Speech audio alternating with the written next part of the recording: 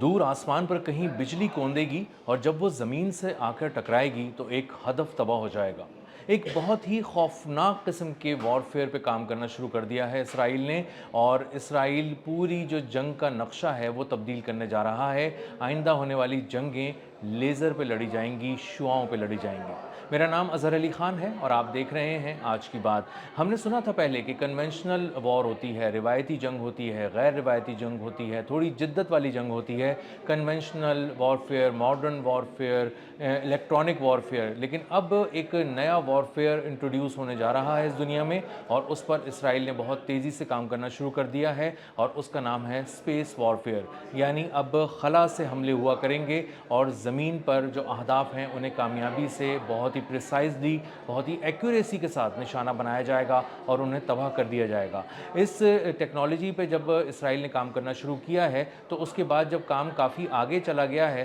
تو اس نے اب اس کو اناؤنس کرنا شروع کیا ہے، اور اسرائیل کا وزیر دفاع ہے کارڈز۔ یہ بہت ہی اہم نتن یاہو کی کیبنٹ کا ممبر ہے۔ غزہ میں نسل کشی ہو یا ایران پر حملے ہوں یا شام میں، لبنان میں کسی محاذ پر بھی اسرائیل کو جانا ہو اور حملے کرنے ہوں تو کارڈ سے ضرور پوچھا جاتا ہے، اس کا انپٹ ضرور لیا جاتا ہے۔ بین گویر کے بعد یہ ایک بہت ہی اہم رکن ہے، اور اب یہ کھل کر آ کر میڈیا کو بتا رہا ہے کہ ہم نے اسپیس وارفیئر پہ کام کرنا شروع کر دیا ہے، اور اس کا مطلب یہ ہے کہ ہم خلاؤں سے حملہ کریں گے، شعاؤں کے ذریعے کریں گے، اور زمین پر اہداف کو نشانہ بنائیں گے اور کامیابی سے تباہ کر دیں گے۔ اب اس کے لیے وہ بہترین دماغ جو دنیا کے ہیں ان کو جمع کر رہے ہیں، ان کو پہلے تو وہ دیکھ رہے ہیں کہ کون سے اہم دماغ ایسے ہیں جن کو لایا جا سکتا ہے اس پہ کام کرنے کے لیے، اس کے ایک نیکسٹ فیز پہ کام کرنے کے لیے، اور اس کے بعد ان کو تل ابیب میں جمع کیا جائے گا، اسرائیل بلایا جائے گا، اس کے بعد انہیں ٹاسک دیا جائے گا۔ نتن یاہو نے اپنی کیبنٹ کو، اپنے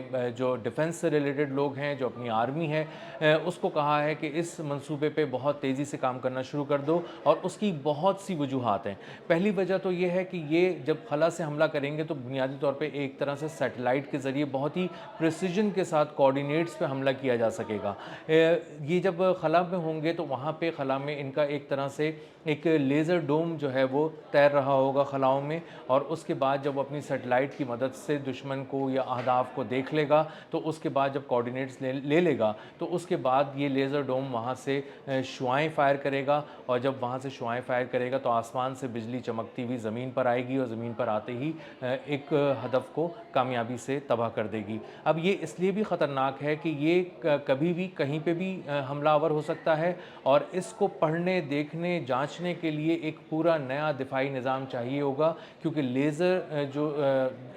حملہ ہے یہ بنیادی طور پہ ایک نئے قسم کا حملہ ہوگا، اور اس نئے قسم کو حملہ کرنے کے لیے چونکہ یہ ڈرون نہیں ہے، بیلسٹک میزائل نہیں ہے، کسی اور طرح کا ہائپر سونک میزائل نہیں ہے، تو اس کو پڑھنے کے لیے ایک نیا جدید دفاعی نظام چاہیے ہوگا، اور جب یہ نیا جدید دفاعی نظام کوئی ملک حاصل کرے گا تب ہی وہ اسرائیل کے ان حملوں کو روک سکے گا۔ لیکن اس وقت تک اسرائیل کو یہ ایج حاصل ہو جائے گا جو بظاہر میڈیا رپورٹ سے نظر آ رہا ہے کہ اسرائیل جو ہے وہ اس اسپیس وارفیئر میں بہت آگے نکل چکا ہوگا، اور اسی لیے نتن یاہو نے اس پہ ایک بہت خطیر رقم خرچ کرنے کی ٹھان لی ہے، کر رہا ہے وہ اس وقت بھی خطیر رقم خرچ، اور آگے بھی اس کے لیے فنڈز رکھ رہا ہے تاکہ اس کو دنیا کے بہترین دماغ جمع کرنے، انہیں وسائل مہیا کرنے، اور ان سے یہ پوری ٹیکنالوجی ڈیولپ کرانے میں اور اس کو امپلیمنٹ کرانے میں، جلد از جلد کرانے میں بہت زیادہ مشکلات کا سامنا نہ کرنا پڑے، اور کم از کم مالی وسائل اس کے آڑے نہ آ جائیں۔ اسی طرح یہ جو اسپیس وارفیئر ہے اس کے ذریعے اسرائیل جب خلاؤں میں اپنی سیٹلائٹس چھوڑ دے گا، اپنے لیزر ڈوم چھوڑ دے گا، تو اس کے بعد پوری دنیا سے جب کبھی بھی اسرائیل یا اس کے مفادات، اس کے اہداف پر حملہ کرنے کی کوشش کی جائے گی تو یہ زیادہ بہتر انداز میں ان حملوں کو ہونے سے پہلے ہی دیکھ لے گا، اور اس کے بعد ایک دفاعی حکمت عملی کے طور پہ لیزر فائر کرے گا، اور اس کے بعد اگر کوئی بیلسٹک میزائل آ رہا ہے یا کسی اور قسم کا پروجیکٹائل آ رہا ہے کسی ایسے مفاد کی طرف جو اسرائیل کا مفاد ہے، اس کی زمین ہے، اس کا ملک ہے اس طرف، تو وہ اس کو کامیابی سے تباہ کر دے گا۔ یہ اب تک کی جو ڈیولپمنٹ ہے وہ اسرائیل سے یہ سامنے آ رہی ہے۔ اب معاملہ یہ ہے کہ اسرائیل نے اس پہ کام کیا تھا، اس نے ایک لیزر ڈوم بنایا تھا، اور لیزر ڈوم بنانے کے بعد اس نے مختلف جگہوں پہ رکھا تھا۔ پہلے اس کو اسرائیل میں استعمال کیا، اور اس کے بعد اس وقت اس نے UAE میں لے جا کے یہ رکھ रख दिया है और UAE की हिफाजत के लिए उन्होंने वहाँ पे लेज़र डोम रखा है। अब लेज़र डोम जब रखा है तो वो बहुत ही एक शॉर्ट रेंज का एक लेज़र डोम है जो बहुत दूर से आने वाले मिसाइलों को निशाना नहीं बनाता, लेकिन जब वो उसके एक ख़ास रेडियस में दाखिल हो जाते हैं, ख़ास उसकी एक उन पैरामीटर्स तक उसको रसाई हासिल हो जाती है, निशाना बना सकता होता है, तो वो लेज़र डोम जो है वो उसको निशाना बनाता है और आने वाले प्रोजेक्टाइल को, मिसाइल को, ड्रोन को कामयाबी से तबाह कर देता है। अब ये कम खर्च भी है। इसराइल को ये भी बहुत मसला है कि उसके मिलियंस ऑफ डॉलर्स किसी भी काम पे आसानी से फूक जाते हैं और उसको समझ में नहीं आता कि ये तो अभी कोई काम ही नहीं था। मिसाल के तौर पे गज़ा में हमास की जो बनाई हुई सुरंगें थीं, उन पे जब वहाँ पहुँची है कुछ सुरंगों तक इसराइल, तो वो अब उनको कंक्रीट से बंद कर रहा है। अब वो कई किलोमीटर तवील सुरंगें हैं जिनको कंक्रीट से बंद करने के लिए, ताकि वो आइंदा उसको हमास इस्तेमाल ना कर सके, इसराइल को मिलियंस ऑफ डॉलर्स खर्च करने पड़ रहे हैं और करोड़ों डॉलर का सीमेंट ज़मीन के नीचे चला जाएगा और वो कहीं से नज़र ही नहीं आ रहा होगा। तो उस कंक्रीट को जिसको इस्तेमाल करके इसराइल हमास की किसी एक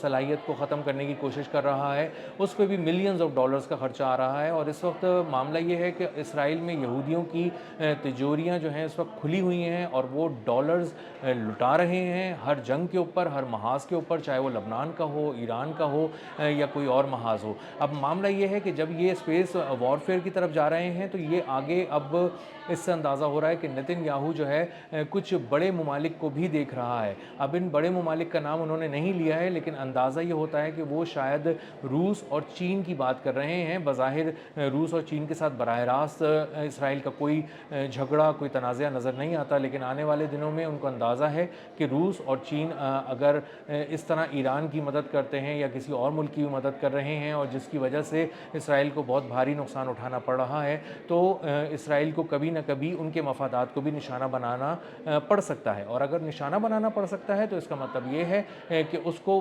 बहुत ही ज़्यादा हमले करने पड़ेंगे और बहुत बड़ी जंग में जाना पड़ेगा। इसलिए लेज़र टेक्नोलॉजी वो टेक्नोलॉजी है जिसके ज़रिए न गोलियाँ खर्च होंगी, न मिसाइल खर्च होंगे, ना ही किसी किस्म का बारूद खर्च होगा और अरबों डॉलर फूंकने के बजाय बहुत ही कम पैसों में ये काम हो जाएगा और बहुत कम माली वसाइल खर्च करके बहुत बड़ी कामयाबियां समेटी जा सकती हैं। इसीलिए इस वक्त नेतन्याहू बहुत दूर की सोच रहा है, प्लानिंग कर रहा है और वो कोशिश कर रहा है कि अब ईरान के बाद, लबनान के बाद कोई और मुल्क भी आता है तो वो इस लेज़र टेक्नोलॉजी के ज़रिए, स्पेस वॉरफेयर के ज़रिए अपने दुश्मनों को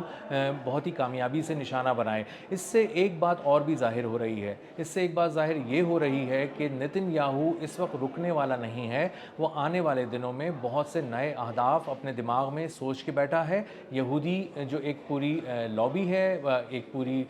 उनका जो एक रियासत है, वो इस बात को सोच रही है कि मजमूई तौर पे वो किन किन ममालिक को निशाना बना सकते हैं। तो जो ग्रेटर इसराइल का मंसूबा नेतन्याहू और उसकी कैबिनेट और दीगर यहूदियों के जहन में है, उसके लिए ये स्पेस वॉरफेयर की बहुत अहमियत है, लेज़र टेक्नोलॉजी की बहुत अहमियत है और इसका मतलब ये है कि वो कम खर्च करके बहुत दूर तक निशाना लगाना चाहते हैं, स्पेस से निशाना लगाना चाहते हैं। खला से आने वाली बिजलियां ज़मीन पर क़यामत बर्पा करेंगी, तबाह करेंगी, बहुत बड़े पैमाने पर तबाही फैलाएंगी और इसराइल जहां जिसके ऊपर चाहेगा वो आसमान से क़यामत बर्पा कर देगा। और इसके लिए उसने बहुत तेज़ी से काम करना शुरू कर दिया है और इसका मतलब ये है कि कुछ दुनिया की बड़ी ताकतों के साथ साथ ग्रेटर इसराइल के मंसूबे पर नेतन्याहू बहुत तेज़ी से काम करना चाहता है और वो चाहता है कि अब तुर्किया, क़िब्रस और आगे तक जाए और यूरोप तक अपना सिक्का जमाने की कोशिश करे। आने वाले दिनों में जो बहुत सी ताकतें हैं उनको अपनी जो वॉरफेयर का जो एक पूरा निज़ाम है उसको चेंज करना पड़ेगा और मॉडर्न वॉरफेयर के बाद अब स्पेस वॉरफेयर में जाना पड़ेगा और कुछ ममालिक इस पर काम भी कर रहे होंगे, लेकिन इस वक्त इसराइल खुलकर सामने आ गया है और उसने ऐलान कर दिया है कि वो इस मामले को काफ़ी आगे लेके जा चुका है और अब बहुत से ममालिक को अगर इसराइल को रोकना है और इसराइल की जो बहुत तेज़ी से बढ़ती हुई कार्रवाइयाँ हैं दुनिया में वो रोकनी है तो स्पेस वॉरफेयर पे दुनिया को काम करना होगा। अब तक के लिए इतना ही, मिलते हैं अगले व्लॉग में किसी नई खबर, नए तज्ज़िये और नए ज़ाविये के साथ। अल्लाह हाफ़िज़।